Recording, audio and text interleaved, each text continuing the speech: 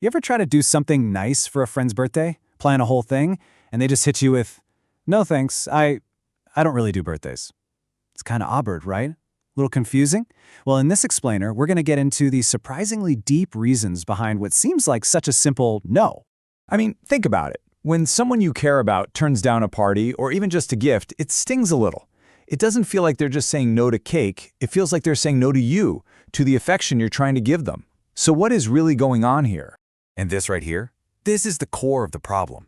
It's a huge gap between what's intended and what's actually heard. A person says, "I don't want to celebrate my birthday," and they literally just mean that.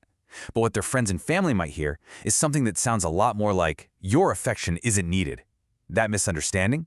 That's the whole birthday paradox we're talking about. Okay, so to really get why this disconnect happens, we have to talk about the powerful, unspoken rules we all have around birthdays.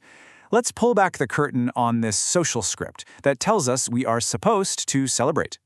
You see, from a big-picture sociological view, birthdays aren't just about you. They're what's known as social bonding rituals. And you know these. Think about weddings or graduations. They're these shared activities that do way more than just mark a day. They're actually a super important part of how we build and maintain our connections with each other. So what are these rituals actually doing? Well, they're juggling three really important jobs. First, they make us feel like we're part of a tribe, like we belong. Second, they help us mark the big moments in life. And third, they're a chance to basically say out loud, "Hey, our relationship matters." And birthdays? Yep, they check all three of those boxes. And this is the kicker. This is why saying no thanks can feel so personal. For the person throwing the party, the celebration isn't just a thing they're doing, it's a symbol. It's a physical representation of their affection for you. So when you turn down the ritual, it can feel like you're also turning down the emotion that came with it. You're not just rejecting a party, you might be unintentionally rejecting their way of showing you that you're important to them. But of course, that's just one side of the story. The person whose actual birthday it is, they've got their own point of view. And as we're about to see, there's definitely more than one way to think about turning another year older. You can really break it down into two main camps. In viewpoint A, a birthday is a really meaningful thing. It's a celebration of your very existence. It's the one day a year the world gets to shout, "Hey, we're really glad you're here." But for folks in viewpoint B, it's more of a social construct. It's just a day on the calendar that our culture decided was important. It's not that life isn't valuable, it's just that its value isn't all packed into one single day. For people who see it this way, feeling loved and valued is something that should be happening all the time, spontaneously. They don't want to feel important just because Facebook reminded everyone it was time to pay attention to them for 24 hours. Okay, so that covers the philosophical differences. But sometimes the reason for skipping the party runs a little deeper. It's more psychological. So let's dive into the inner world of someone who chooses silence over a celebration. One really powerful idea that helps explain this is something called learned helplessness. Now, in this context, what it means is that if somebody has spent years hoping for connection or celebration on their birthday, and they keep getting let down, their brain learns a defense mechanism. It just stops expecting anything at all to protect itself from more pain. You can just picture this cycle, right? It starts with real, genuine hope. But when that hope gets crushed, maybe year after year, it creates a lot of hurt. And eventually the brain figures out that the easiest way to stop the hurt is to just get rid of the hope. It's a shield.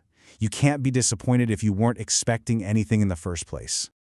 But here's the thing. That's not the only story. Not everyone who skips their birthday party is dealing with old wounds.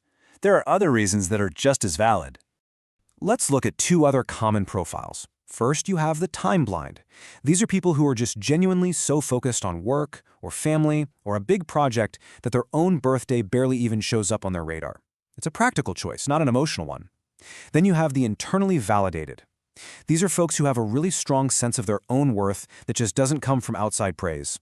And there's real psychology that backs this up. It's called self-determination theory, and it basically says that people who have a high level of, let's call it psychological independence, they just don't need external events like parties to feel good about themselves. Their validation comes from the inside. So, all of this brings us to one last, really important question we have to consider. What's the real reason behind the decision to opt out? Is it coming from a place of strength, or is it coming from a place of defense? Let's put it another way. Is saying no to a party an act of true self-sufficiency, a genuine freedom from having to follow social rules? Or is it an act of avoidance, a fear that if you actually let yourself hope for something, you might just get let down all over again? And the truth is, the answer isn't always so clear. That line between being truly independent and just putting up a defensive wall, it can be incredibly thin. And really, it's something only that person can know for sure. Because at the end of the day, there's no right or wrong way to have a birthday. Choosing not to celebrate doesn't mean you're broken. Sometimes, the most powerful act of self-love isn't a huge party, but just having the quiet confidence to feel complete, all on your own. So I'll just leave you with this final thought to chew on. Instead of always asking why someone doesn't want to celebrate, maybe the more interesting question is this. If people only remember you because the calendar tells them to, what does that really say about how we show each other that we care?